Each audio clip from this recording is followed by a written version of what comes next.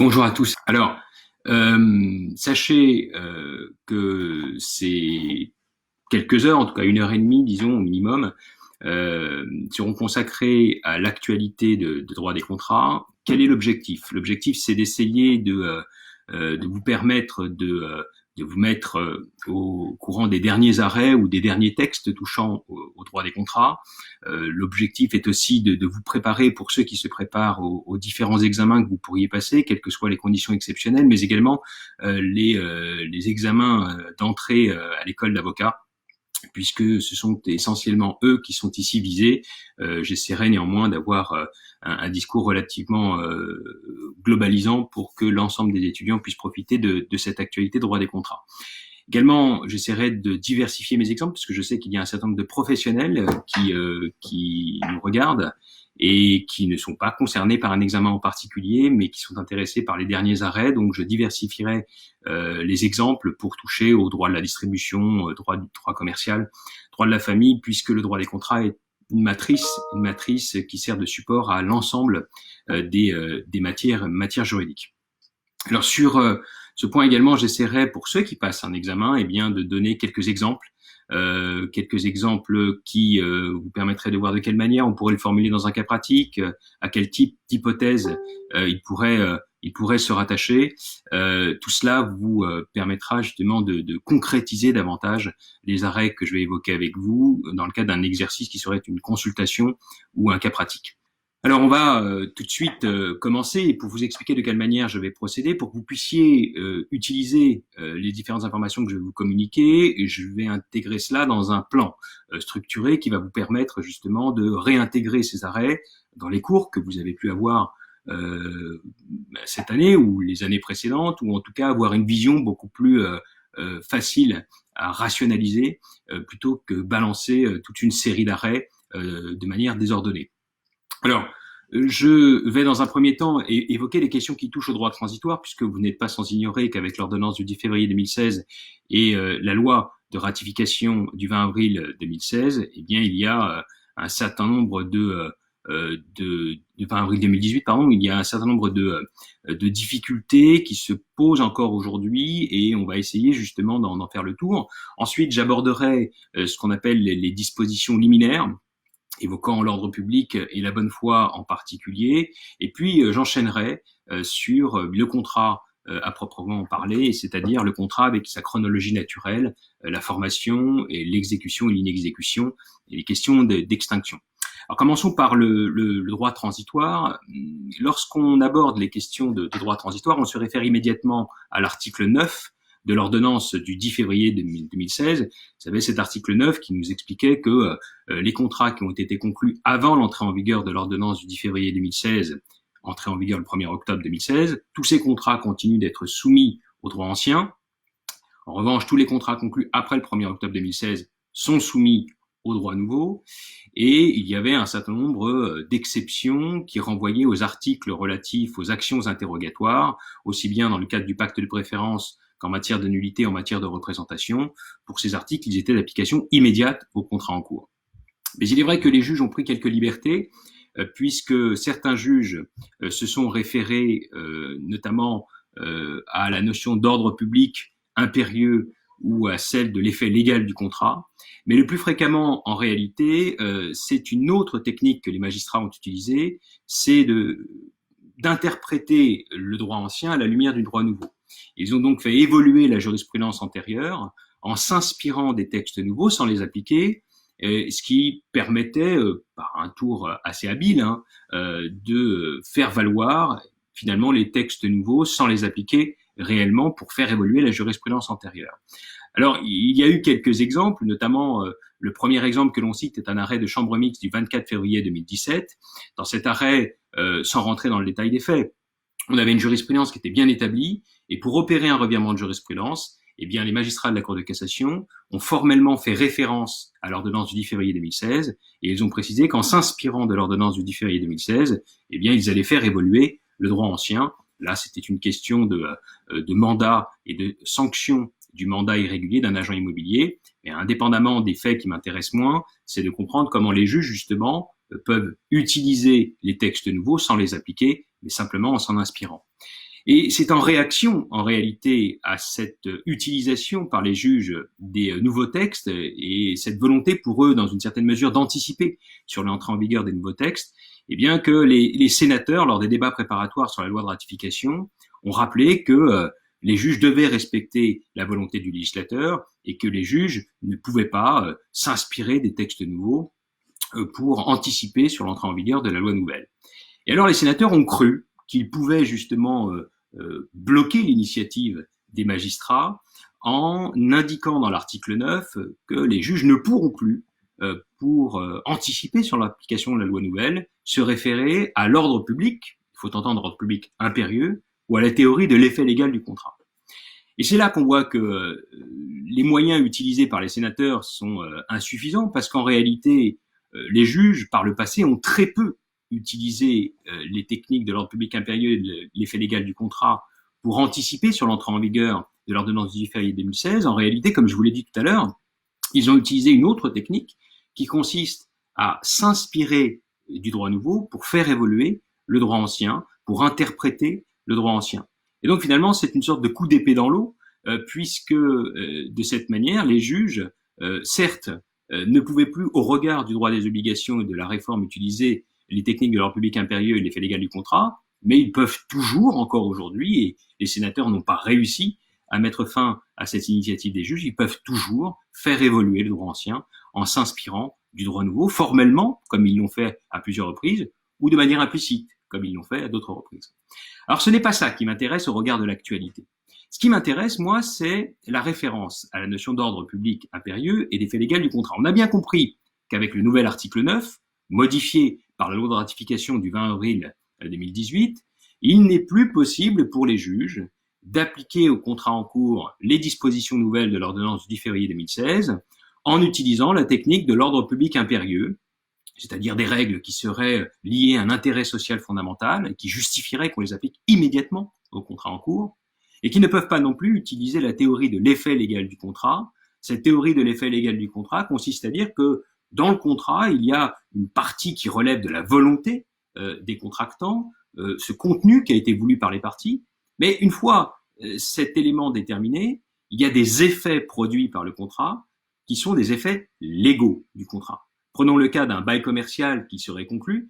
Quand vous négociez un bail commercial, vous en négociez les clauses essentielles, le prix, mais une fois que ce bail commercial est conclu, il va se rattacher au statut des baux commerciaux. Et donc un certain nombre d'effets de ce contrat sont des effets de la loi et non pas des parties à proprement parler. Et lorsque vous modifiez donc un élément du statut des baux commerciaux, vous modifiez un effet légal et pas réellement le contrat. Et c'est là justement que la théorie de l'effet légal du contrat permet d'appliquer immédiatement la loi nouvelle en précisant que ces dispositions nouvelles touchent à l'effet légal du contrat et pas au contrat lui-même. Eh bien, c'est ce qui est prohibé désormais à l'initiative des sénateurs dans la loi de ratification qui a modifié l'article 9 de l'ordonnance du 10 février 2016. Alors, ma question, est-ce que cette condamnation par la loi de ratification de la référence à l'ordre public impérieux et à la théorie de l'effet légal du contrat, eh bien, signifie que désormais, les juges, quelles que soient les hypothèses, en dehors même du strict domaine du droit commun des contrats, est-ce qu'ils ne pourront plus utiliser l'ordre public impérieux ou la théorie de l'effet légal du contrat pour fonder l'application immédiate d'une loi nouvelle à un contrat en cours, alors que le législateur a gardé le silence? Eh bien, on peut répondre à cette question assez facilement. Les juges peuvent encore, en dehors du droit commun des contrats, en dehors du champ d'application très strict de l'article 9, peuvent encore utiliser l'ordre public impérieux et la théorie de l'effet légal du contrat pour justifier l'application immédiate des dispositions nouvelles au contrat en cours. Cependant, à la lecture d'un arrêt, et c'est cet arrêt que je voudrais voir avec vous, un arrêt de la 3e chambre civile du 11 avril 2019, il est vrai que le principe semble être maintenu, puisqu'à l'occasion d'une autre hypothèse que le droit commun des contrats, on va voir que les juges de la Cour de cassation ne rejettent pas la possibilité d'utiliser la technique de l'ordre public impérieux ou de la théorie de l'effet légal du contrat pour justifier l'application immédiate des dispositions nouvelles, mais il se livre à une appréciation relativement stricte qui laisse penser qu'à l'avenir, il sera quand même très difficile de pouvoir obtenir gain de cause dans ce genre d'hypothèse. Et je vous explique assez rapidement de quoi il s'agissait. On a une loi qui est la loi du 18 juin 2014 qui a modifié l'article L 145-16-2 du Code de commerce. Cet article L 145-16-2 du Code du commerce touche au bail commercial. En matière de baux commerciaux, lorsque vous avez un locataire, celui-ci peut céder le bail commercial et le cédant sera éventuellement, s'il le souhaite, solidaire des dettes locatives qui peuvent être nées du bail commercial, donc solidaire du cessionnaire à l'égard du bailleur. Et ce que vient faire ce nouvel article L 145-16-2 du Code de commerce, c'est limiter la durée de cette solidarité du cédant avec le cessionnaire au profit du bailleur, limiter cette durée à 3 ans maximum. La question qui se pose et qui se posait dans cette affaire était de savoir si cette durée nouvelle légale était une disposition suffisamment importante pour être appliquée immédiatement au contrat en cours, ou si au contraire, eh bien, cette limite dans le temps devait s'appliquer au seul contrat conclu après l'entrée en vigueur de la loi de 2014. Et justement, ceux qui voulaient défendre l'application immédiate de cette disposition nouvelle, afin de remettre en cause éventuellement des contrats qui par le passé avaient une durée de solidarité plus importante, eh bien, on fait valoir que cette disposition devait s'appliquer immédiatement parce qu'elle relevait de l'ordre public impérieux, et ont essayé, si par extraordinaire cet argument ne suffisait pas, eh bien, de justifier l'application immédiate de cette disposition nouvelle en faisant référence à la théorie de l'effet légal du contrat. Eh bien, sur ce point, il est vrai que la Cour d'appel a pu être séduite par l'argument et en revanche, et d'ailleurs même l'avocat général dans ses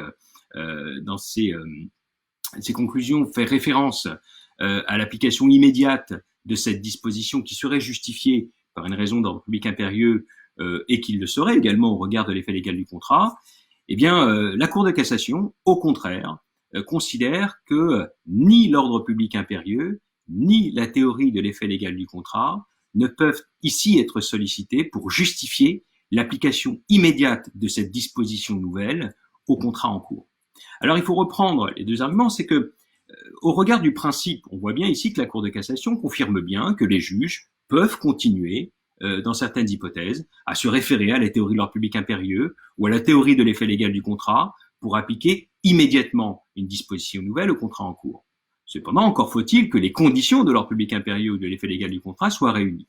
Et c'est justement au regard de ces deux éléments que la Cour de cassation, par une appréciation très stricte, va finalement refuser l'application immédiate. D'abord, pour ce qui est de l'ordre public impérieux, on aurait pu effectivement penser qu'une disposition qui vient limiter dans le temps la solidarité due par le cédant au profit du cessionnaire, avec le cessionnaire, à l'égard et au profit du bailleur, eh bien cette durée avait été limitée parce qu'il y avait des abus, parce que les durées étaient parfois trop longues et qu'elles menaçaient la santé économique ou l'avenir, le crédit même, du cédant.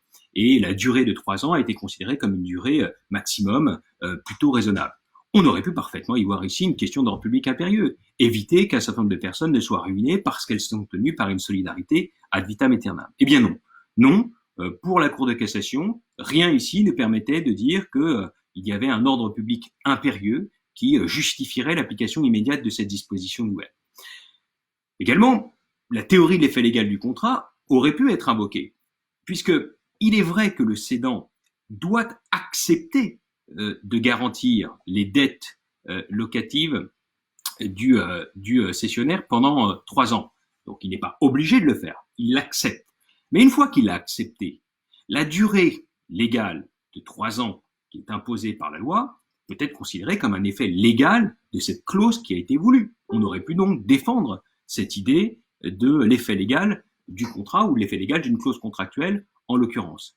Eh bien, la Cour de cassation, elle, ne s'est pas laissée séduire par cette argumentation puisqu'elle considère que à partir du moment où ce n'est pas une garantie qui est imposée par la loi, à partir du moment où cette solidarité est voulue par les parties, eh bien, cela ne relève pas de l'effet légal du contrat. Et je trouve que ce mode de raisonnement est un peu court et qu'on aurait pu parfaitement ici justifier la théorie de l'effet légal du contrat et l'application immédiate.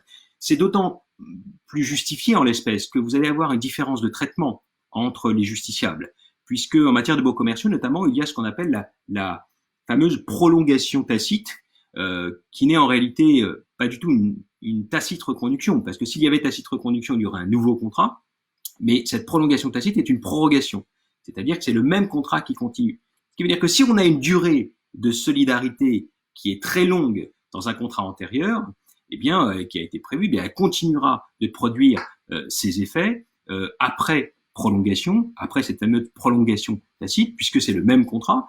Et donc, vous allez avoir des personnes qui vont être traitées différemment, alors que la mesure est quand même, on peut le penser, une mesure d'ordre public, même si ce n'est pas d'ordre public impérieux, et on aurait pu assez facilement admettre l'application immédiate de contrat en cours par le biais de cette théorie de l'effet légal du contrat. Mais quoi qu'il en soit, et c'est la conclusion sur cet arrêt, vous voyez bien que, en théorie, l'article 9 modifié par la loi de ratification ne remet pas en cause la règle selon laquelle les juges peuvent justifier l'application immédiate d'une disposition nouvelle en se référant à l'ordre public impérieux ou à la théorie de l'effet légal du contrat.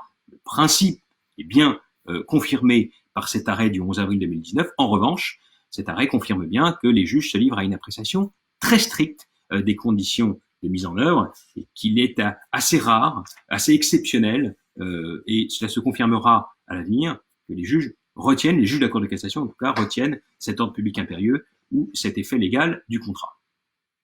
Alors continuons sur cette actualité du contrat et passons maintenant, au-delà des dispositions transitoires, aux dispositions liminaires. Vous savez qu'il y a désormais au sein de notre Code civil des dispositions liminaires au sein desquelles on retrouve le principe de liberté contractuelle avec un alinéa 2 sur l'ordre public, le principe de la force obligatoire du contrat, le principe de bonne foi à l'article 1104 du Code civil.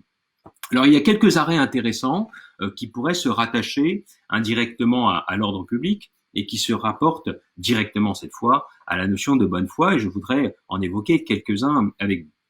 D'abord, sur la question de l'ordre public, il y a un certain nombre de dispositions d'ordre public ou de statuts impératifs auxquels certaines parties contractuelles ne sont pas soumises, mais ces parties peuvent se soumettre volontairement à ce statut impératif.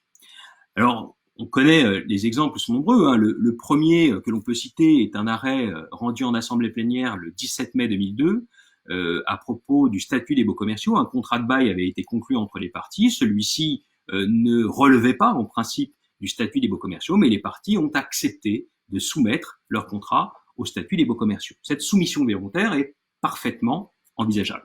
Alors, à une double condition qu'il faudra toujours vérifier, notamment dans les cas pratiques. La première condition, c'est qu'on ne peut pas se soumettre volontairement à un statut impératif pour échapper à un autre statut impératif. Par conséquent, si on est déjà soumis à un statut impératif et que l'on se soumet à un autre statut impératif, eh bien, ce qui va se passer, c'est qu'il va y avoir un cumul des statuts, ce qui n'est pas une bonne chose pour les parties. Et si celui qui a rédigé l'acte et qui est un professionnel n'a pas correctement concilié les parties, il engagera nécessairement sa responsabilité.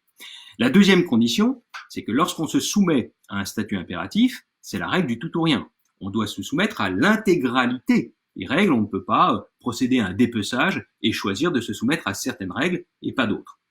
Donc ça, c'est un principe qui a été rappelé de nombreuses fois par la jurisprudence.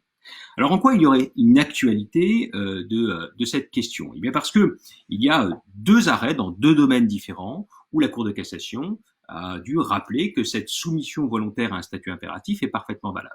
Le premier n'est pas très intéressant, mais il est une illustration parmi d'autres. C'est un arrêt de la première chambre civile du 11 décembre 2019. Je vous donne le numéro de pourvoi pour que vous puissiez le retrouver. Le numéro 18-14-191, 18-14-191. Et là, il s'agissait de savoir, c'était un contrat de prêt, si celui-ci pouvait se soumettre au code de la consommation, notamment aux dispositions relatives au taux effectif global, le TEG. Et la Cour de cassation, à cette occasion, a rappelé de manière assez classique que les parties pouvaient, de leur propre volonté, à condition que le consentement soit libre et éclairé, mais pouvaient se soumettre volontairement à ce statut impératif du code de la consommation alors qu'elles n'y étaient pas normalement soumises. Il y a un arrêt assez intéressant qui se rapporte au droit de rétractation de l'article L 271-1 du Code de la construction et de l'habitation. Euh, Cet article protège en réalité les acquéreurs non professionnels d'un bien bâti à usage d'habitation et il leur accorde un délai de rétractation de 10 jours. D'accord ? Simplement, ce texte a un champ d'application très limité, avec une interprétation parfois hésitante de la Cour de cassation, mais c'est un bien à usage d'habitation, il ne peut pas être à usage mixte, c'est un acquéreur non professionnel, et donc non pas professionnel, et pour l'instant, il est vrai qu'on ne l'applique qu'aux personnes physiques, mais le texte ne se réfère pas formellement aux personnes physiques, et donc peut-être qu'à l'avenir, il y aura une évolution de la jurisprudence et une application aux sociétés civiles immobilières familiales. Pour l'instant, ce n'est pas encore le cas, mais en tout cas, formellement, le texte ne l'interdit pas. Ce n'est pas ce qui m'intéresse. Ce qui m'intéresse ici, c'est de savoir si on peut, alors qu'il s'agit d'un acquéreur non professionnel, pardon, est-ce que cet acquéreur professionnel peut éventuellement, avec l'accord du vendeur, eh bien, se soumettre volontairement à l'article L271.1 du Code de la construction et de l'habitation et permettre ainsi de bénéficier de cette disposition alors qu'elle n'est pas normalement applicable. Donc l'hypothèse est assez simple. Vous imaginez que vous ayez d'un côté un vendeur professionnel ou non, peu importe, et puis un acquéreur qui est une société civile immobilière professionnelle.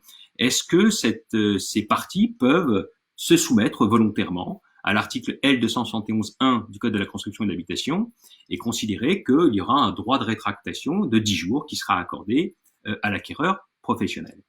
Oui, oui, parce que c'est dans la continuité de ce que j'ai évoqué tout à l'heure, les arrêts que j'ai pu citer sur les baux commerciaux notamment, et un arrêt de la Cour de cassation de la 3e chambre civile du 5 décembre 2019 confirme cette interprétation.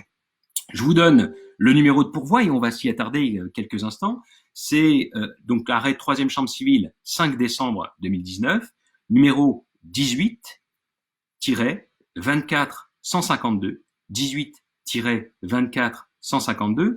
Et cet arrêt, dans son principe, n'a rien de surprenant. On peut se soumettre volontairement à une disposition d'ordre public à laquelle, normalement, on n'est pas soumis. Simplement, la Cour de cassation nous dit ici, il faut absolument que cette soumission repose sur un consentement clair, libre, non équivoque. Elle précise également il doit y avoir une clause particulièrement bien rédigée, pas une clause de style qui pourrait laisser penser qu'il n'y a pas eu de véritable consentement de la part du vendeur. Et puis également, elle insiste bien sur le fait que c'est quand même un régime dérogatoire. Pour s'y soumettre, il faut respecter un certain nombre de précautions rédactionnelles. Alors, elle a considéré en l'espèce, et il y a une remarque faite par Diego de Dora, il dit que le problème dans cet arrêt est que le droit de rétractation avait été accordé par le vendeur sans le savoir. C'est pas ce que dit la Cour de cassation, justement, mais je suis d'accord avec vous et vous allez voir pourquoi. Et puis vous faites votre petite référence sur la faute du notaire, on y reviendra également. Mais pourquoi est-ce qu'ici l'arrêt est assez discutable? Il est vrai que la Cour de cassation nous dit il faut prendre l'ensemble de ces précautions, il ne faut pas de clause de style, il faut un consentement libre et éclairé, pas de consentement équivoque, et c'est à cette condition qu'on peut se soumettre volontairement à cette règle. Alors oui, très bien, simplement, quand vous lisez la clause à laquelle fait référence la Cour de cassation, d'abord c'est une clause qui se réfère à un acquéreur non professionnel, et elle évoque une pluralité d'acquéreurs. Comme si finalement il s'agissait d'une clause qui avait été copiée-collée d'un autre contrat et qui avait été intégrée dans ce contrat. Alors, si ça, c'est pas une clause de style qui consiste à évoquer un acquéreur non professionnel alors qu'il s'agit d'un acquéreur professionnel, et puis évoquer une pluralité d'acquéreurs alors qu'il n'y avait qu'un seul acquéreur, eh bien écoutez, je crois ici que la Cour de cassation est allée peut-être un peu trop vite dans sa motivation, puisque manifestement, vous voyez bien qu'il y a eu un copier-coller d'une clause qui a été faite d'un contrat à un autre, et en raison de ce copier-coller, qui caractérise une clause, alors si elle n'est pas de style, en tout cas rédigée de telle sorte qu'elle permet de douter du consentement libre et éclairé du vendeur, on peut ici être assez critique à l'égard de cet arrêt de la Cour de cassation. Et puis, mais la question n'a pas été évoquée, probablement y a-t-il un contentieux parallèle sur cette question, mais manifestement, s'il y a un rédacteur professionnel qui est intervenu et très certainement un notaire, celui-ci a un devoir de conseil et ce devoir de conseil l'oblige à informer le vendeur, à éclairer le vendeur des risques d'une telle clause et manifestement s'il ne l'a pas fait, on n'en sait rien puisqu'il n'y a pas d'élément à la décision, mais s'il ne l'a pas fait, effectivement il devra engager sa responsabilité.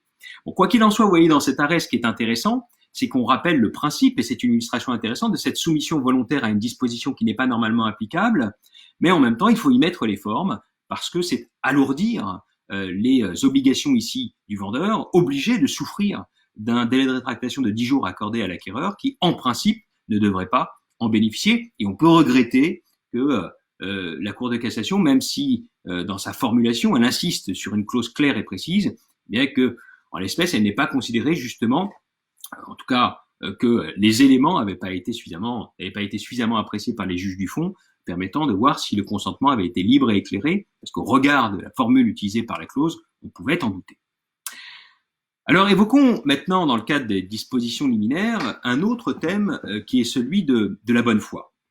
Cette notion de bonne foi est une notion un peu tarte à la crème, et il est vrai que dans les cas pratiques que vous pouvez avoir, ou dans les réflexes que l'on peut avoir en pratique, eh bien on essaye toujours, on se dit c'est la bonne à tout faire du droit des contrats, essayons d'invoquer la mauvaise foi du co-contractant pour l'empêcher de se prévaloir d'une clause contractuelle, par exemple. D'accord ? Prenons l'exemple de quelqu'un qui mettrait en œuvre une clause résolutoire et qui tenterait de la mettre en œuvre en toute mauvaise foi. L'effet de cette mauvaise foi, c'est de le priver du bénéfice de cette clause résolutoire.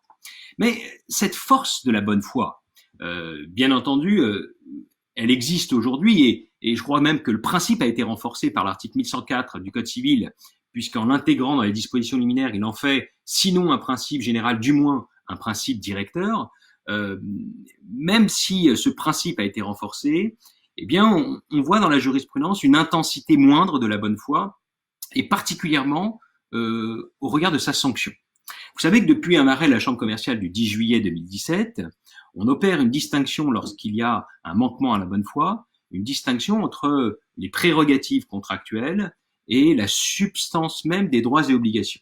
Et on considère que, en cas de manquement à la bonne foi, on sanctionne l'abus d'une prérogative contractuelle, mais en aucun cas on ne peut opérer ou mettre en œuvre une sanction qui viendrait porter atteinte à la substance même des droits et obligations. Alors pourquoi pas, sauf que on a du mal à savoir ce qui relève des prérogatives contractuelles et ce qui relève de la substance même des droits et obligations. Ce que l'on sait aussi, c'est que si on adopte une conception trop large de ce que recouvre ce vocable de substance même des droits et obligations, nécessairement, la sanction de la bonne foi sera moins fréquente et donc son efficacité va être amoindrie. Bien, a priori, au regard des arrêts, c'est plutôt la tendance. On a tendance le plus souvent à considérer que cela relève des droits, de la substance même des droits et obligations des parties, et très souvent le manquement à la bonne foi n'est pas sanctionné. Alors, Diego Dedora m'a dit: je suis intervenu dans ce dossier côté vendeur. Bah oui. Et le vendeur a engagé la responsabilité notaire pour faute de conseil. Bah voilà. Donc c'était pour l'arrêt antérieur. Merci pour cette information. Je me doutais bien quand même qu'il y avait ici un moyen de rattraper cette situation qui est quand même tout de même assez étrange. Mais la cohérence voudrait que s'il n'y avait pas eu d'informations suffisantes du notaire, c'est que la clause elle-même n'était pas suffisamment claire. Donc ça confirme un peu notre analyse et vos propos. Alors pour revenir sur cet arrêt, en tout cas sur ce principe, la plupart des arrêts qui ont été rendus récemment montrent bien que la catégorie de ce qui relève des prérogatives contractuelles et qui pourrait être sanctionné en cas de manquement à la bonne foi, eh bien, est réduite à une peau de chagrin, et quand, en revanche, la notion de droit et substance, de droit et obligation, de substance, droit et obligation des parties, elle, est une notion extensive et qui vient réduire l'efficacité de la notion de bonne foi. Prenons un exemple, un arrêt de la Chambre commerciale du 19 juin 2019. Je vous donne le numéro de pourvoi, numéro 17-29000, 17-29000. Dans cet arrêt du 19 juin 2019, c'était les modalités de paiement du prix qui a été fixé par les parties qui étaient concernés. Pour revenir sur les faits, vous aviez en fait une modalité de fixation du prix qui, en tout cas, aurait pu être renégociée au nom de la bonne foi, et c'était d'autant plus nécessaire que le partenaire commercial rencontrait des difficultés économiques très graves qui pouvaient à terme, et qui allaient à terme, entraîner sa ruine. Et donc, ne renégociant pas les modalités de fixation du prix, on a considéré qu'il y avait un manquement à la bonne foi, en tout cas c'est ce qui a soutenu le partenaire, et la Cour de cassation ne remet pas en question le fait qu'effectivement, il y a eu ici un manquement à la bonne foi, mais elle refuse justement de sanctionner cette bonne foi, considérant que les modalités du prix relevaient de la substance même des droits et obligations des parties, et par conséquent ne pouvaient pas être sanctionnées tel que le demandait le partenaire commercial. Et on voit bien, là encore, que on se demande bien ce qui pourrait à l'avenir faire partie des prérogatives contractuelles. Là, on a des modalités de fixation du prix. Est-ce qu'on n'aurait pas pu considérer que les modalités de fixation du prix étaient relevaient des prérogatives contractuelles? Non. A priori, la Cour de cassation, et vous le verrez dans le deuxième arrêt que je vais vous citer, dès lors que ça touche au contenu du contrat, a tendance à considérer que ce contenu relève de la substance même des droits et obligations, réduisant encore la catégorie des prérogatives contractuelles à une catégorie une peau de chagrin, et qui permet de finalement réduire ici l'efficacité encore de la notion de bonne foi. Alors, juste pour ceux qui auraient un examen, les faits de ce type, lorsque vous avez un contrat de distribution avec un partenaire commercial qui rencontre des difficultés économiques et qui vient vous voir pour savoir ce qu'il peut faire, il y a plusieurs fondements auxquels on peut penser. Et n'oubliez pas que dans un cas pratique, ce qu'on attend de vous, c'est que vous évoquiez tous les fondements probables, envisageables, et que vous précisiez en conclusion quel est celui qui a le plus de chances d'aboutir. Eh bien justement, dans ce type d'affaires, avec ce type de fait, on retrouve toujours à peu près les mêmes fondements, c'est-à-dire essayer de faire valoir le manquement à la bonne foi pour priver d'efficacité une clause contractuelle, à condition qu'elle rentre dans la catégorie des prérogatives contractuelles. On peut essayer de faire valoir la théorie de l'imprévision, et sachez que cette théorie de l'imprévision, avec le coronavirus, eh bien, va connaître un regain d'intérêt aussi bien dans la doctrine que dans les contentieux. J'aurai l'occasion de faire une intervention vidéo uniquement sur cette question de l'imprévision en faisant un lien avec le coronavirus, mais sachez que dans l'hypothèse que je viens de vous évoquer du partenaire qui rencontre des difficultés en raison de l'évolution des circonstances économiques, eh bien, il faudra également penser à envisager la théorie de l'imprévision, l'article 195 du Code civil. On pourrait même, s'il s'avère que ces conditions draconiennes existaient au moment de la formation du contrat et que l'une d'entre elles était déjà dans une situation économique difficile, éventuellement au moment de la signature d'un avenant qui modifie substantiellement le contrat, et donc qui est un nouveau contrat, on pourrait évoquer ici l'article 143 et l'abus d'état de dépendance qui pourrait justifier la nullité du contrat. On voit justement qu'il suffit de 3 ou 4 lignes de fait dans un cas pratique pour vous obliger à évoquer différentes hypothèses assez fondamentales du droit des contrats. Vous en avez ici un exemple.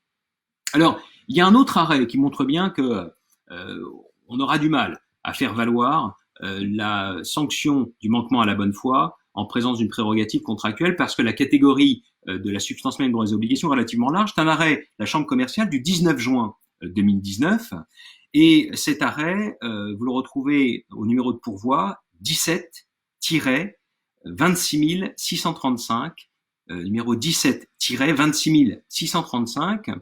Alors là, vous aviez une cession de droits sociaux, cession qui avait été opérée donc de parts sociales pour être plus précis, par un ensemble d'associés au profit d'un seul cessionnaire. Et il y avait dans cette cession une clause de garantie de passif. Donc jusque-là, pas de difficulté, garantie de passif social, fiscal, mais surtout, il y avait également des formalités qui étaient prévues, puisqu'il était prévu que si le cessionnaire voulait se prévaloir de cette garantie de passif, il fallait qu'il en informe le cédant dans des délais qui avaient été contractuellement prévus et en respectant certaines formes qui avaient été prévues par le contrat. Et une autre clause précisait que si ces délais contractuellement prévus et ces formes n'étaient pas respectées, eh bien il y avait déchéance de la garantie de passif, donc une clause de déchéance de garantie de passif qui avait été introduite dans le contrat. Il s'est avéré par la suite que on a appris que les cédants savaient qu'il y avait des différends d'ordre fiscal. Il y avait même une procédure qui avait été engagée en la matière, et ils n'en avaient pas informé le cessionnaire. Et donc, le cessionnaire va tenter de se prévaloir de la clause de garantie de passif, sauf qu'il se prévaut de la clause de garantie de passif sans respecter les délais et les formes qui étaient prévus par la clause. Mais cet acquéreur se dit, bah, c'est pas très grave, effectivement, je n'ai pas respecté les délais contractuellement prévus, mais dans la mesure où la personne a tout simplement ici été de mauvaise foi, puisque depuis le début, elle savait qu'il y avait du passif fiscal, elle avait connaissance de procédures par l'administration fiscale et n'en a pas informé le cessionnaire. Par conséquent, cette mauvaise foi ne lui permet pas de se prévaloir de la clause de déchéance et devrait permettre ainsi à l'acquéreur de se prévaloir tout de même de la clause de garantie de passif, même s'il n'a pas respecté les modalités convenues. Eh bien non, non parce que la Cour de cassation considère que cette clause de déchéance relève de la substance même des droits et obligations, et donc même s'il y a manquement à la bonne foi, eh bien ça ne peut pas être sanctionné par la suppression de toute efficacité de cette clause de déchéance, parce que justement ce n'est pas une prérogative contractuelle et que la bonne foi ne permet justement de lutter que contre l'abus d'une prérogative contractuelle. Vous voyez, encore une fois ici, on aurait pu tout de même considérer qu'une clause de déchéance relève d'une prérogative contractuelle. Non, la Cour de cassation, comme je vous l'ai dit tout à l'heure, semble assimiler contenu du contrat et substance même des droits et obligations, réduisant considérablement le champ d'application des prérogatives contractuelles et par là même l'efficacité de la notion de bonne foi. Alors voilà pour l'actualité touchant à la bonne foi. Vous voyez, les éléments sont des éléments assez classiques, mais qui reviennent assez fréquemment dans le contentieux. Alors, on dit que la notion d'excès ne trouve pas application ici. Alors, l'excès dans le cadre du partenariat, mais l'excès en tant que tel, ça nous apporte rien, parce qu'il faut un fondement juridique. La notion d'excès, c'est une notion doctrinale, et la notion d'excès, elle peut se rattacher aux clauses abusives, au déséquilibre significatif, à l'abus d'état de dépendance, aux caractéristiques de l'imprévision en raison des conséquences sur l'équilibre du contrat. Voilà, ce sont ces éléments-là qui se rattachent à cette catégorie très large qu'est la notion d'excès. Mais ensuite, dans un cas pratique, il faut que vous trouviez des fondements juridiques beaucoup plus clairs pour justifier justement, par le biais de la bonne foi, qu'on prive d'efficacité une clause, par le biais de l'abus d'état de dépendance, qu'on obtienne la nullité du contrat, par le biais de la révision pour imprévision, qu'on puisse obtenir, alors comme mesure ultime, la révision opérée par le juge ou la renégociation des termes du contrat. Et vous voyez qu'à chaque fois, il y a en toile de fond la notion d'excès, certes, qui est un élément caractéristique de tous ces fondements, mais il faut que vous soyez plus précis sur le fondement juridique. Dire qu'il y a excès, ça ne suffit pas pour que vous puissiez justifier la solution de votre cas pratique. Voilà, pour répondre à Amine Triki qui me posait cette question. Alors je continue et j'aborde maintenant les questions qui touchent au contrat lui-même en respectant, comme je vous l'ai dit, la chronologie naturelle d'un contrat, la formation, l'exécution et l'inexécution. Voilà les différents éléments que nous allons aborder aujourd'hui. Alors bien entendu, je ne vais pas vous faire toute l'actualité de droit des contrats aujourd'hui. Alors sur la formation du contrat, pour commencer, lorsqu'on traite de la formation du contrat, il y a plusieurs éléments à distinguer et je vais essayer de respecter finalement la structure même du Code civil pour que vous puissiez suivre plus facilement et encore une fois, pour que vous puissiez réintégrer ces informations dans vos cours respectifs. Premier point qu'on va voir dans le cadre de la formation, c'est tout simplement la conclusion du contrat. Alors quand on évoque la conclusion du contrat, il y a plusieurs éléments que vous connaissez, les pourparlers, donc la négociation précontractuelle, avec éventuellement des accords qui peuvent encadrer ces pourparlers. Il y a l'offre et l'acceptation, la rencontre et les volontés. Sur ce point, il n'y a pas d'actualité particulière qui justifierait que je m'y attarde. Et puis, vous avez surtout les contrats préparatoires. Et parmi ces contrats préparatoires, bien entendu, le pacte de préférence, mais surtout les promesses de contrat, promesses unilatérales de contrat, avec l'illustration la plus fréquente qui est la promesse unilatérale de vente, et également promesses synalagmatiques de contrat ou promesses synalagmatiques de vente, pour prendre cet exemple, qui en principe vaut vente. Alors, on va essayer justement de s'intéresser davantage aux contrats préparatoires, puisqu'il y a une actualité abondante sur cette question. Et il y a d'abord des questions dites périphériques, qui se rapportent à toutes les promesses de contrat ou à tous les contrats préparatoire, c'est tout d'abord ce que j'évoquais tout à l'heure sur le droit de rétractation. Vous vous rappelez que dans le cadre de l'article L 271-1 du Code de la construction et de l'habitation, il y a, alors attendez, merci de meubler le confinement avec le droit des contrats que je trouve tellement indispensable et proche du droit de la concurrence, à but de dépendance notamment. Oui, alors je suis pas allé jusque-là, pardon, hein, je réponds aux questions en même temps, mais on aurait pu, dans un cas pratique de droit des contrats, suggérer d'autres fondements que sont ceux du droit commercial. On n'attend pas ça de vous dans un cas pratique du droit des contrats, mais dans la vraie vie et dans une affaire que vous auriez eu à traiter, oui, il faut évoquer l'ancien article 442.6, 442.1, je crois maintenant et suivant du Code de commerce, où il y a toute une série de textes qui vous permettent, au regard des mêmes faits, d'obtenir satisfaction en vous fondant sur le droit spécial, et dès lors que le droit spécial est incompatible avec le droit général même, l'évincer dans un certain nombre d'hypothèses. Mais ça, c'est une autre question. Donc je reviens sur mon sujet. Dans le cadre de la conclusion de contrat préparatoire, cet article L271-1 du Code de la construction et de l'habitation, ce fameux droit de rétractation que j'ai évoqué tout à l'heure, est un sujet qui revient assez fréquemment. Là, on va évoquer une question qui touche à l'actualité législative, puisque on a désormais doublé ce droit de rétractation d'une obligation d'information. C'est-à-dire qu'il va falloir informer l'acquéreur de l'existence de ce droit de rétractation.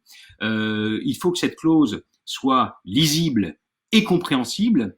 C'est un point sur lequel insiste le législateur.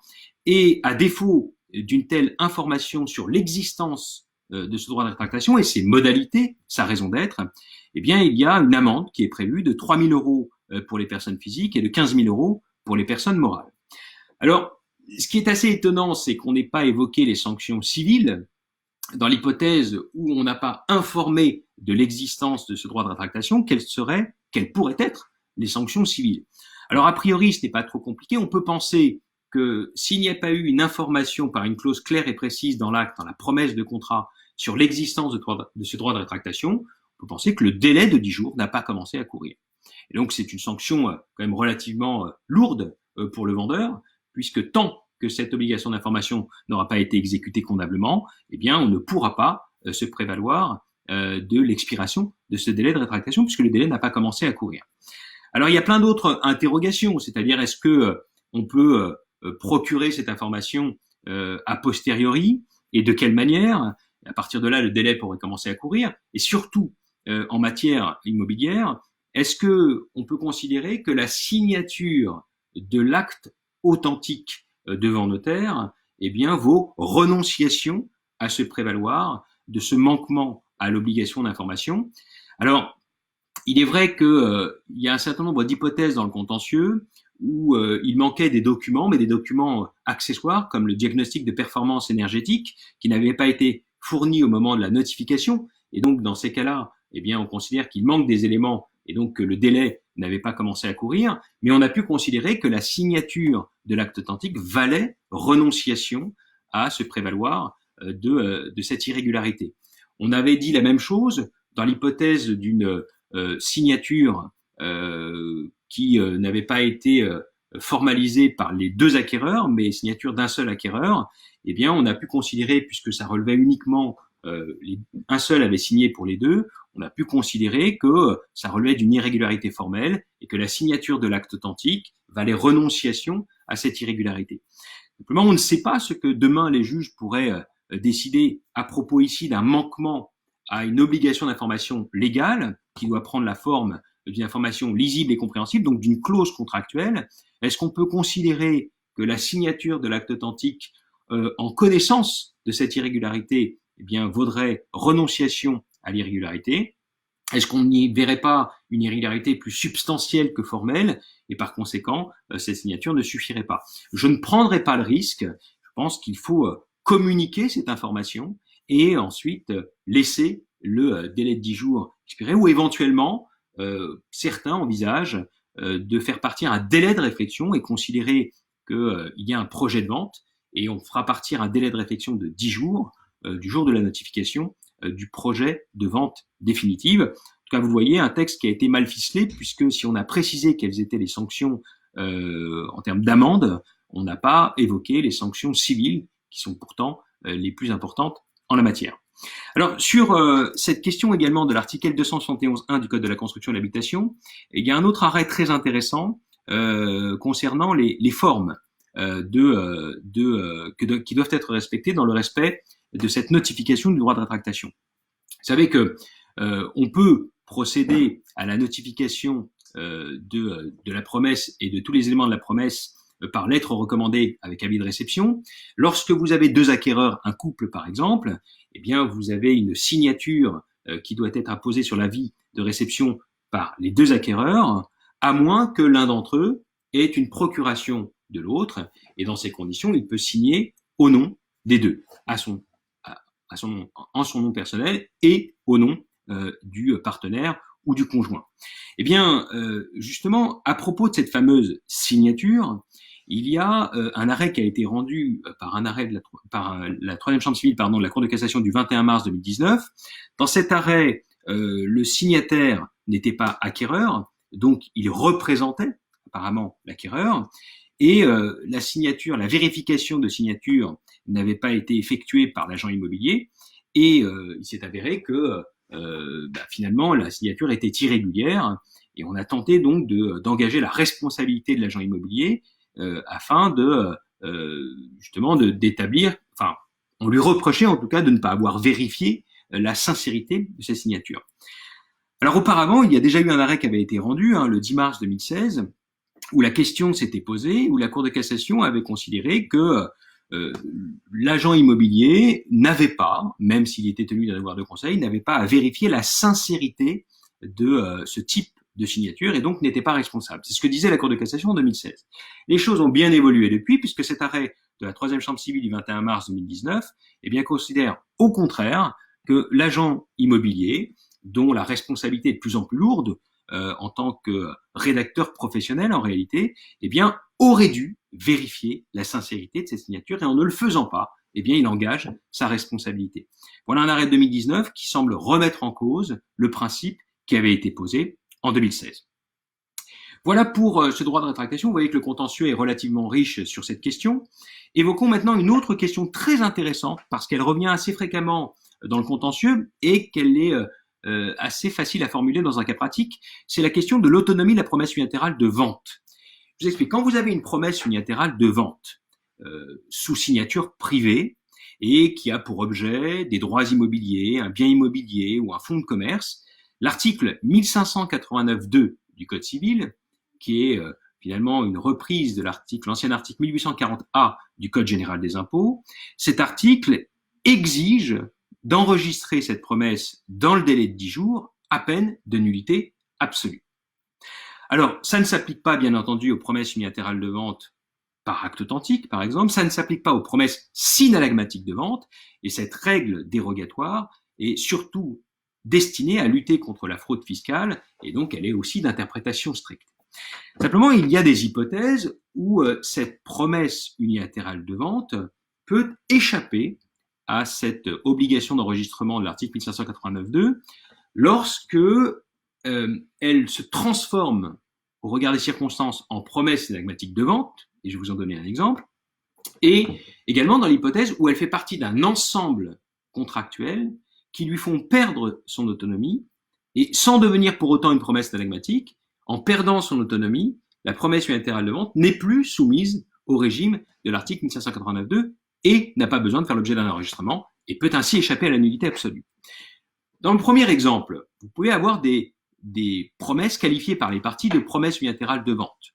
Il y a une promesse unilatérale de vente d'un bien immobilier, et généralement, à titre de contrepartie de l'immobilisation du bien par le promettant, le bénéficiaire va s'engager à payer une indemnité d'immobilisation.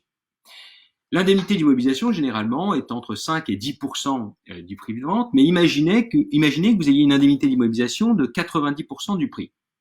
Alors, même s'il y a un arrêt de 2010 qui semble dire le contraire, généralement, dans ce type d'hypothèse, on a plutôt tendance à dire qu'il y a réciprocité des obligations, parce qu'un engagement de vendre du promettant correspond à un quasi-engagement d'acheter du bénéficiaire, puisque ayant déjà payé 90% du prix, est-ce qu'il dispose encore véritablement d'une liberté ? Dans cette hypothèse, il est quasiment obligé d'acheter au risque de perdre la quasi-totalité du prix. Et certains considèrent dans ce cas-là, eh bien, qu'il y a finalement non pas une promesse unilatérale de vente, comme le disent les parties, mais en réalité une promesse synalagmatique de vente. Si c'est le cas, si une telle requalification devait l'emporter, eh bien, effectivement, cette promesse ne serait plus soumise à l'article 1589.2 et ne serait pas exposée à une nullité absolue. Voilà une première hypothèse. On va essayer d'identifier la réciprocité des obligations et la symétrie surtout des obligations qui justifieraient la requalification en promesse synalagmatique. Mais il y a une autre possibilité, beaucoup plus subtile.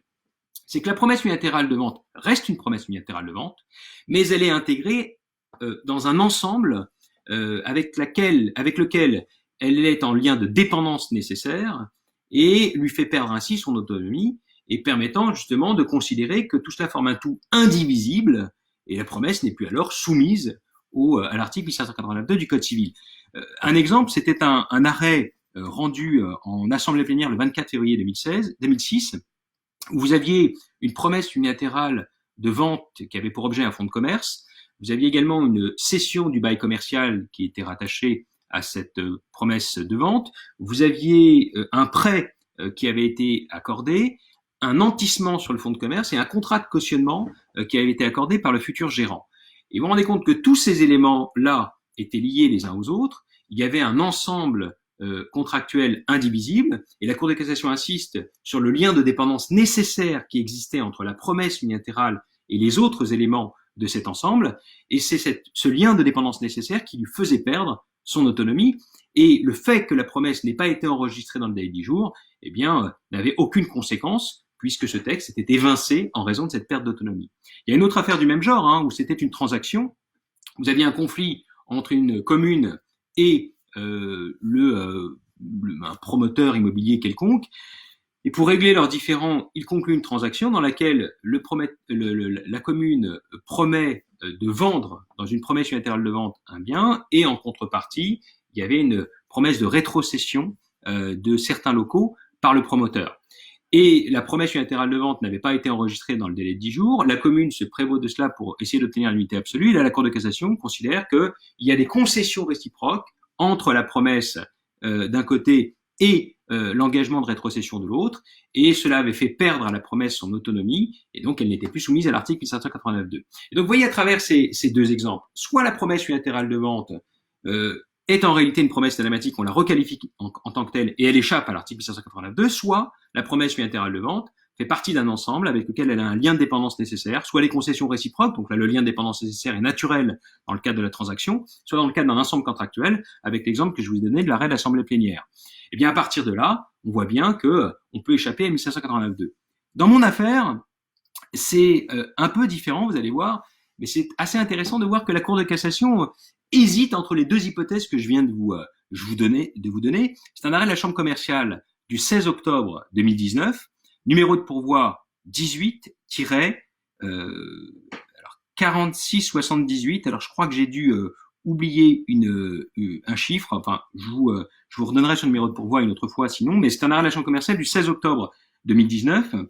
Là, vous aviez en fait un fonds de commerce qui avait été confié à une société en location-gérance, et ce locataire bénéficiait également d'une promesse unilatérale de vente qui avait été accordée par le propriétaire actuel de ce fonds de commerce, et le contrat prévoyait que la levée de l'option par le locataire gérant serait possible, à condition qu'il ait payé la totalité des loyers et des charges.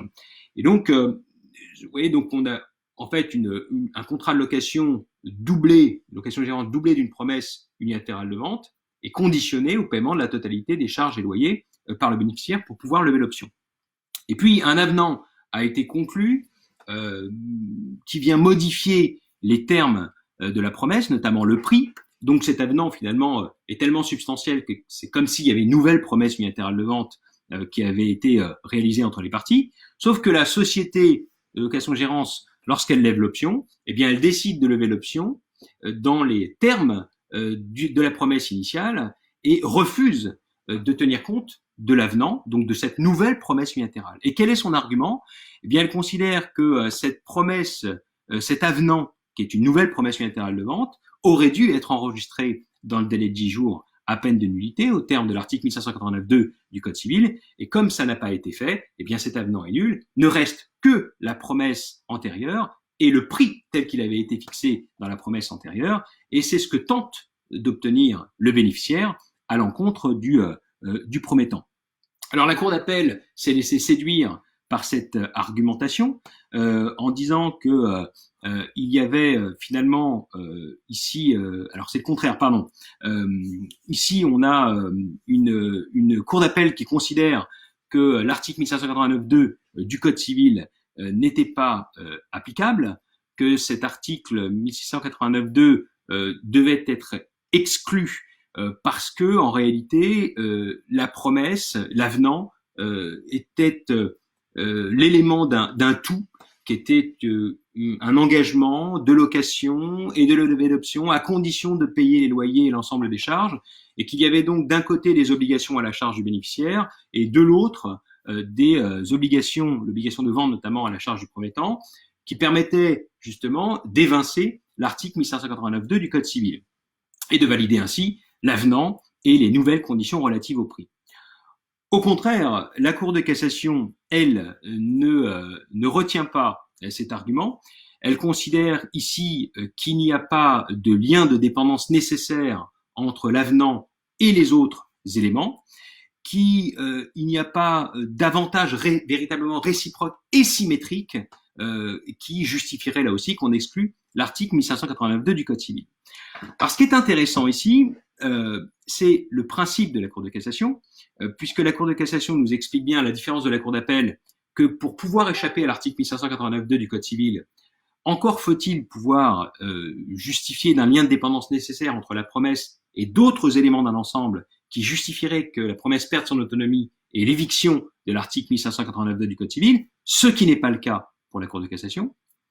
Mais en même temps, elle utilise l'autre argument que j'ai évoqué tout à l'heure, c'est-à-dire qu'à partir du moment où vous avez une promesse unilatérale de vente pour lesquelles il y aurait des obligations réciproques et symétriques qui justifieraient la requalification en promesse énigmatique, dans ce cas-là, 1589.2 pourrait être exclu. Or, en l'espèce, nous dit-elle, il y a certes des obligations à la charge de bénéficiaire, de respecter le paiement des loyers et des charges, mais qui n'avaient rien de symétrique avec l'obligation de vendre du promettant. Et donc, pour la Cour de cassation, même si sa motivation est un peu confuse, puisqu'elle mélange un peu les deux, eh bien, elle considère que 1589.2 ici aurait dû s'appliquer parce qu'il n'y a pas de lien de dépendance nécessaire et parce qu'il n'y a pas d'obligation réciproque et symétrique qui aurait pu justifier la requalification en promesse synalagmatique. Alors voilà pour cet arrêt. Il y a un autre arrêt intéressant qui touche au contrat préparatoire et à la question d'autonomie, mais sous un angle un peu différent. Alors j'ai une question, bonjour professeur Vécu, sur quelle partie repose l'obligation d'enregistrement lorsque la promesse est unilatérale et rédigée sous un privé entre les parties? Merci à vous. Albéric, votre question est pertinente, mais s'agissant d'une nullité absolue, c'est-à-dire que n'importe qui peut s'en prévaloir. Donc normalement, lorsque vous avez une obligation de publication, cette obligation d'enregistrement, elle pèse en réalité sur les deux parties. S'ils veulent que la promesse puisse être efficace et valable, ils doivent, l'un ou l'autre, doit procéder à cet enregistrement. Celui qui a tout intérêt à le faire, c'est, alors le plus souvent, notamment notre affaire, c'était le vendeur, pour être sûr que les nouvelles conditions soient respectées. Mais s'agissant d'une nullité absolue, en réalité, c'est une obligation légale et il faut que l'une ou l'autre des parties en prenne l'initiative et généralement, ce sont les conseils de ces parties qui procèdent à ce type de formalité. Donc la loi ne précise pas que cela pèse sur le vendeur ou que cela pèse sur l'acquéreur, c'est une obligation légale qui pèse sans distinction sur les parties concernées. Alors je reviens sur cette question des contrats préparatoires et la question de l'autonomie des contrats préparatoires avec un autre exemple qui est le contrat de réservation, contrat préliminaire de réservation. Celui-ci intervient dans les ventes d'immeubles à construire. Vous savez, il y a, pour ceux qui ne sont pas habitués à ce type de contrat, notamment comme vente d'immeubles à construire la plus importante en pratique, c'est la vente en l'état futur d'achèvement. Quand vous avez une vente en l'état futur d'achèvement, vous allez conclure un contrat pour éventuellement un appartement dans un immeuble qui n'est pas encore construit et vous allez dans certaines hypothèses, faire précéder cette vente définitive, qui est la vente en état futur d'achèvement, d'un contrat préparatoire. Si vous êtes dans le secteur protégé, c'est-à-dire, pour faire simple, quelqu'un qui va acquérir à titre non professionnel un bien à usage d'habitation, eh bien, il va être protégé par la loi, puisque dans ce secteur protégé, s'il y a un contrat préparatoire, ce contrat préparatoire doit nécessairement prendre la forme d'un contrat de réservation, et ce contrat de réservation doit respecter un certain nombre de règles de fond et de forme d'ordre public. Alors, le problème qui se pose dans le contentieux, et qui revient assez fréquemment dans les arrêts, c'est de savoir dans quelle mesure la nullité du contrat de réservation, pour lequel on n'aurait pas respecté les formes imposées par la loi, par exemple, est-ce que cette nullité du contrat de réservation rejaillit sur la nullité du contrat de vente définitif, c'est-à-dire sur la vente en l'état futur d'achèvement. Et sur ce point, la jurisprudence semble avoir posé un principe assez stable et assez facile, en apparence en tout cas, à comprendre, c'est que dans la mesure où ce contrat de réservation est facultatif, c'est-à-dire que vous pouvez ne pas passer par un contrat préparatoire. Dans le secteur protégé, vous pouvez conclure directement la vente en l'état futur d'achèvement. Mais si vous optez pour un contrat préparatoire, vous devez nécessairement passer par ce contrat de réservation. Mais vous voyez bien qu'en cela, il est facultatif, puisque vous n'êtes pas obligé de passer par cette première étape. Et donc, c'est en s'appuyant sur ce caractère facultatif et sur son autonomie, eh bien, que les juges considèrent que l'anéantissement du contrat de réservation, la nullité du contrat de réservation, n'entraîne pas remise en cause du contrat de vente définitif de la vente en l'état futur d'achèvement. C'est ce que dit la Cour de cassation dans un arrêt de la troisième chambre civile du 27 avril 2017, c'est ce qu'elle a répété dans un arrêt du 21 mars 2019, donc la jurisprudence est relativement constante. Sauf que, il y a deux tempéraments. Un premier qui nous vient de la jurisprudence, un deuxième qui est une interprétation d'un nouveau texte qui nous vient de la loi Elan.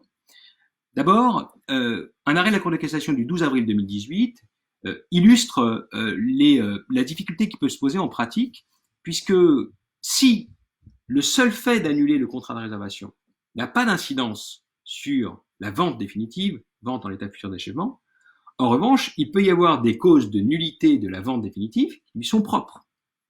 Et notamment dans cet arrêt du 12 avril 2018, vous allez voir que le raisonnement est un peu étrange, mais elle nous dit, mais à partir du moment où le contrat de réservation, qui est soumis au droit de rétractation, que j'ai évoqué avec vous tout à l'heure, l'article L271.1 du Code de la construction et de l'habitation. Si ce contrat préparatoire, qui est le contrat de réservation, est annulé, eh bien on va faire comme si il n'y avait jamais eu de contrat préparatoire.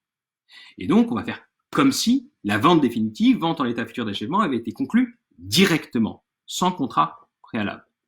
Mais dans ce cas-là, si vous avez un contrat de ce type, l'article L271.1 précise que s'il n'y a pas de contrat préparatoire, ce n'est pas un droit de rétractation de 10 jours qui est accordé à l'acquéreur, mais un délai de réflexion de 10 jours. Et vous devez notifier le projet de vente définitif et ainsi accorder un délai de réflexion de 10 jours à l'acquéreur. Eh bien, le raisonnement qui a été tenu dans cet arrêt du 12 avril 2018, qui est assez étonnant, c'est de dire qu'à partir du moment où le contrat de réservation a été annulé, eh bien, il aurait fallu justement considérer que la vente définitive a été conclue sans contrat préparatoire. Il aurait donc fallu purger un délai de réflexion de 10 jours, et ne l'ayant pas fait, eh bien, la vente définitive peut, sur ce fondement, être annulée. Et vous voyez en quoi c'est assez pervers, c'est-à-dire qu'on vous dit, il y a autonomie entre le contrat de réservation et la vente définitive, et donc l'anéantissement du contrat de réservation n'a aucune conséquence sur la vente définitive, mais en même temps, l'annulation du contrat préparatoire doit nous amener à considérer qu'il n'y a jamais eu de contrat préparatoire, que c'était une vente définitive, mais quand il y a une vente définitive dans ce domaine d'un bien à usage d'habitation par un particulier, il faut un délai de réflexion qui n'a pas été respecté et peut justifier la nullité du contrat définitif.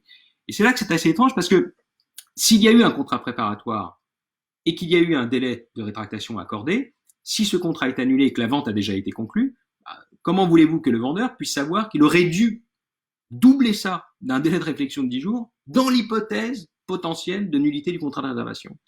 Et donc on a du mal à comprendre de quelle manière cet arrêt peut être mis en œuvre, mais il vient relativiser tout de même le principe que j'ai évoqué tout à l'heure. Oui, la seule nullité du contrat de réservation n'a pas d'incidence sur le contrat définitif. En revanche, le contrat définitif pourrait être annulé pour des causes qui lui sont propres, et en l'occurrence, c'était le non-respect du délai de réflexion qui aurait dû être respecté.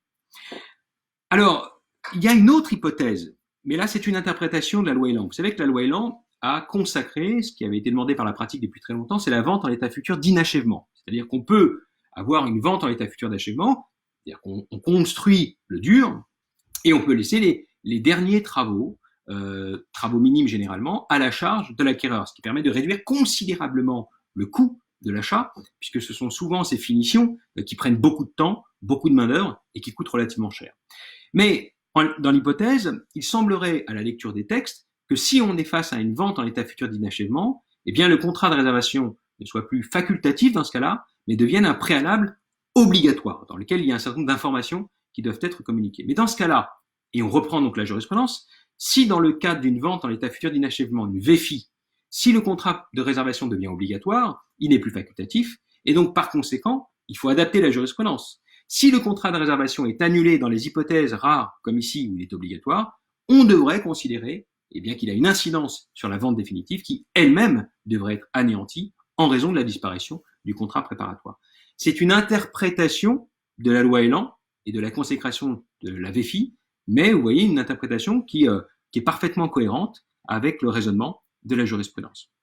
Alors, je voudrais voir avec vous maintenant un dernier arrêt, pour finir aujourd'hui sur l'actualité du droit des contrats, un arrêt assez technique mais assez intéressant pour la préparation des cas pratiques et qui intéresse également les étudiants notaires ou collaborateurs. C'est sur le droit de préemption. Et vous savez qu'il y a un certain nombre de droits de préemption qui existent, une sorte de priorité légale qui est accordée à certaines personnes ou certains organismes lorsque vous décidez de vendre votre bien immobilier. Il y a pour les plus fréquents le droit de préemption urbain au profit de la commune, le droit de préemption la SAFER en matière agricole, lorsque vous décidez, pour faire simple, de vendre un terrain agricole. Dans ce cas-là, la SAFER défend l'intérêt général des agriculteurs et peut faire valoir son droit de préemption. Il y a le droit de préemption du locataire. Lorsque vous délivrez un congé pour vendre, un droit de préemption est accordé au locataire dans les baux d'habitation. Et il y a aussi le droit de préemption en matière commerciale au profit du preneur. Enfin, toute une série de droits de préemption qui viennent finalement parfois remettre en cause les projets du vendeur, puisqu'il ne pourra pas vendre à la personne de son choix, puisque c'est cet organisme ou cette personne qui fera valoir son droit de préemption. Alors en la matière, il y a un arrêt intéressant qui illustre une hypothèse qui n'est pas rare en pratique. C'est un arrêt de la 3e chambre civile du 17 octobre 2019 à propos d'une promesse de vente qui avait été faite au profit par un propriétaire au profit de sa future belle-fille adoptive. Alors pourquoi future belle-fille adoptive? Il faut comprendre que il y avait une procédure d'adoption du neveu de mémoire qui était prévue et justement la promesse avait été accordée au profit justement de la femme de ce neveu qui allait faire l'objet justement d'une procédure d'adoption. Mais je laisse ça de côté parce que ça va vous embrouiller. L'hypothèse était toute simple, hein. Il y a une promesse de vente d'un bien immobilier avec un droit de préemption de la commune, mais une précision tout de même dans la promesse qui était de dire que elle avait conclu cette promesse de vente au profit de sa future belle-fille adoptive en considération de sa personne, donc intuitu personae, avec une volonté très forte de conserver le bien dans la famille. Et finalement, la commune décide d'exercer son droit de préemption, donc une offre a été formulée par la vendresse, hein, dans le cadre de ce qu'on appelle une DIA, une déclaration d'intention d'aliéner, et cette offre finalement a été acceptée par la commune qui va faire valoir son droit de préemption.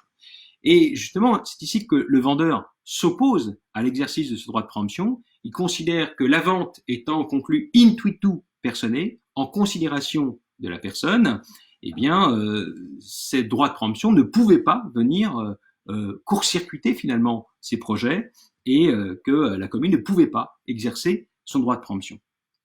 Sans entrer dans le détail de l'argumentation, la Cour de cassation nous dit que ce droit de préemption a été exercé de manière valable et pleinement efficace, et que cette intuitu personae qui est invoquée par le vendeur et cette volonté de conserver le bien dans son patrimoine est sans effet face à ce droit de préemption qui est là pour réaliser un projet d'intérêt général. Et la Cour de cassation insiste bien sur cette motivation.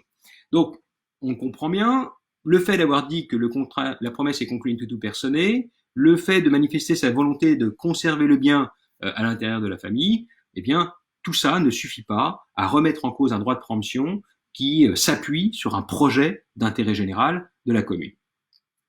Alors, on peut le comprendre parce que on voit bien en pratique qu'il serait trop simple dans une promesse à chaque fois de dire que la promesse a été accordée à Monsieur X que j'ai choisi en considération de sa personne avec un fort intuitu personné pour ainsi priver de toute efficacité l'ensemble des droits de préemption qui existent. Et donc, pour éviter cela, justement, on peut approuver la décision ici qui fait prévaloir le projet d'intérêt général qui se traduit par la mise en œuvre du droit de préemption sur ces considérations d'intuitu personné qui sont mises en avant par le vendeur. Sauf qu'il y a d'autres arrêts par le passé où finalement le droit de préemption n'a pas pu produire ses effets en raison justement de différentes considérations et notamment de l'existence d'une intuitu personné. Mais vous allez voir qu'en réalité, on peut, et c'est important dans un cas pratique, on peut faire la différence entre ces arrêts et les rendre conciliables. Notamment, il y avait une hypothèse où c'était la SAFER qui souhaitait exercer son droit de préemption. Le droit de préemption de la SAFER est aussi normalement justifié par un but d'intérêt général, même si c'est ici un intérêt qui est celui des agriculteurs, mais un intérêt supérieur, manifeste, que défend la SAFER. Et dans une affaire du 6 octobre 2016, il y a une promesse de vente qui avait été faite par le propriétaire au profit de personnes qui l'avaient choisi intuitu personné, donc en considération des caractéristiques de cette personne, et le bien avait été vendu à un prix modique. Le vendeur s'était réservé la jouissance d'une parcelle pour effectuer du jardinage, et l'acquéreur, lui, s'était engagé à entretenir l'ensemble du terrain qui était relativement vaste. Donc on voit bien que ici il y a des considérations particulières, il y a un prix modique, il y a une obligation qui pèse sur l'acquéreur et un droit d'usage que se réserve le vendeur sur une parcelle du terrain. Et dans cette hypothèse-là, la Cour de cassation a considéré que le droit de préemption de la SAFER ne pouvait pas jouer et qu'il fallait respecter la volonté du vendeur. Alors, est-ce que c'est incompatible avec l'arrêt du 17 octobre 2019 ?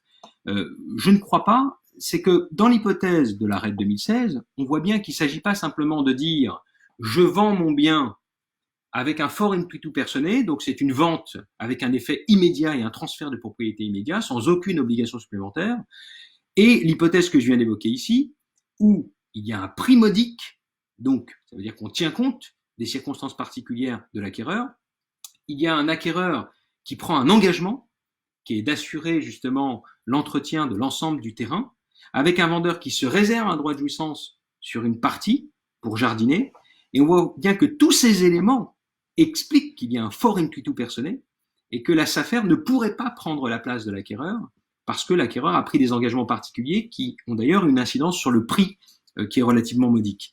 Tous ces éléments expliquent pourquoi le droit de préemption est privé d'efficacité. Donc il n'y a pas d'incompatibilité ou d'incohérence de la jurisprudence. Et on a la même chose d'ailleurs dans une autre affaire où là c'était un bien à usage d'habitation et le locataire avait fait valoir son droit de préemption. Sauf qu'on a écarté le droit de préemption du locataire, non pas parce que là on défend un intérêt particulier qui aurait pu expliquer la différence de traitement avec l'arrêt de 2019 où c'est l'intérêt général qui est défendu. Ben, c'est pas vraiment cela qui est déterminant. Ici, vous aviez encore un droit d'usage que s'était réservé le vendeur et avec un débiteur qui avait accepté de prendre à sa charge un certain nombre d'obligations de soins, par exemple, d'obligations d'entretien. Et donc, c'est encore une fois les modalités d'exécution du contrat qui est amené à durer dans le temps. Il s'inscrit dans la durée. C'est pas simplement une vente pure et simple comme dans l'arrêt de 2019. Ici, on se réserve un droit d'usage, on a des obligations à la charge de l'acquéreur. Tout cela a été choisi en considération de la personne de l'acquéreur et c'est ça qui justifie que le droit de préemption ne puisse pas produire ses effets. Alors, question comment régler les conflits entre pacte de préférence et droit de préemption? Il n'y a aucun doute, c'est que le pacte de préférence est conventionnel et le droit de préemption est légal et tous les droits de préemption l'emportent sur le pacte de préférence. En revanche, il y a une hiérarchie entre les droits de préemption et cette hiérarchie, on aura l'occasion de le voir là aussi pour le cours sur actes courants et techniques contractuelles. J'aborderai la hiérarchie entre les droits de préemption et ces questions de conflit entre droit de préemption et droit de préférence. Mais pour votre question, en tout état de cause, le pacte de préférence est conventionnel et il est toujours inférieur, il passe toujours après le droit de préemption légal. Alors, vous l'avez bien compris, donc il faudra que se livrer une appréciation in concreto de la situation de votre dossier ou dans un cas pratique, et puis voir s'il s'agit simplement d'une considération de la personne dans une vente pure et simple, et là, c'est l'arrêt de 2019 avec le projet d'intérêt général de la commune qui l'emportera, soit on a vraiment des modalités d'exécution, un prix modique, un droit d'usage qu'on se réserve, une obligation de soins ou d'entretien à la charge de l'acquéreur, et qui tout réuni, tous ces éléments réunis permettent de considérer qu'il y a un intuitu personae important qui justifie qu'on mette de côté le droit de préemption, que ce soit un droit de préemption davantage lié à l'intérêt général comme la SAFER, ou plus lié à un intérêt particulier comme le bien usage d'habitation et le locataire. Ce n'est pas ça qui est déterminant, vous l'aurez bien compris. Alors voilà pour ces questions qui touchent à la conclusion du contrat. Bien sûr, encore une fois, des questions qui sont des questions d'actualité. Je n'aborde pas toutes les questions. Et on verra la prochaine fois, mais notez-le maintenant pour pouvoir reprendre le fil de cette actualité, eh bien, ce qui se rapporte à la validité du contrat. Et nous commencerons par des questions qui touchent au consentement et la qualité du consentement, avec toute une série d'arrêts sur les vices du consentement, sur l'erreur et l'aléa, sur la violence économique, sur le dol. Mais ce sont des questions que j'aurai l'occasion d'aborder avec vous la prochaine fois. Je répondrai à une autre question qui m'a été posée par Lola Damon. Bonjour professeur, j'ai une question sur le droit de préemption en cas de ne pas respecter les procédures. Si on ne respecte pas les conditions d'exercice édictées dans le Code civil, quel est l'effet? Alors, votre question n'est pas très claire. Je vais essayer de deviner ce que vous voulez dire. C'est-à-dire que si on a des modalités prévues par la loi dans la mise en œuvre du droit de préemption, quelle est la conséquence? Si c'est au détriment du titulaire de droit de préemption, la plupart du temps, c'est une nullité qui est prévue, nullité de la vente, et vous allez devoir donc restituer les biens et procéder de nouveau à la vente en respectant les conditions de forme et de fond prévues par la loi dans la mise en œuvre de ces droits de préemption. Si j'ai bien compris votre question, puisqu'il y a quelques coquilles, probablement au moment où vous avez écrit, qui ne permet pas d'être certain de la formulation de votre question. Bon, écoutez, voilà pour aujourd'hui. Il y a beaucoup d'arrêts, beaucoup d'actualités, donc il n'est pas nécessaire de durer trop longtemps, sinon je suis sûr de tous vous perdre. Et vous avez compris à chaque fois que ce sont des arrêts assez originaux, qu'il faut faire très attention lorsqu'on lit un arrêt. Il ne faut pas trop en faire dire à un arrêt, toujours relativiser la portée de l'arrêt et surtout bien penser à la manière dont ces arrêts, pour ceux qui passeront un examen, qui est l'examen d'avocat, à la manière dont ces arrêts peuvent être formulés dans un cas pratique. Et surtout, même si les faits correspondent exactement à un des arrêts que l'on a vu, ne tombez pas dans le piège qui consiste uniquement à évoquer la solution de cet arrêt. Ce qu'on attend de vous, c'est qu'avec ce type de fait, vous envisagez tous les fondements possibles, et notamment ceux qui ont donné lieu éventuellement à cet arrêt, mais tous les autres fondements envisageables, puisque c'est ça qui va être noté, votre capacité à proposer différents fondements envisageables et à expliquer à la fin quel est celui qui a le plus de chances d'aboutir. Voilà, c'était une première expérience. Je ne suis pas sûr d'avoir à chaque fois regardé la caméra au risque de loucher à titre permanent, mais voilà, je vous remercie de votre présence, de votre clémence, et je pense qu'avec le temps, eh bien, je m'améliorerai pour ce qui est des vidéos faites seul dans une pièce, sans étudiant en face de soi. Mais c'est une expérience intéressante et en tout cas indispensable dans ces moments difficiles. Et je vous souhaite tous et toutes bon courage dans ce confinement. Sachez que vous ne le faites pas pour vous, mais vous le faites pour les personnes les plus vulnérables. Donc restez chez vous dans la mesure du possible. Au revoir à tous.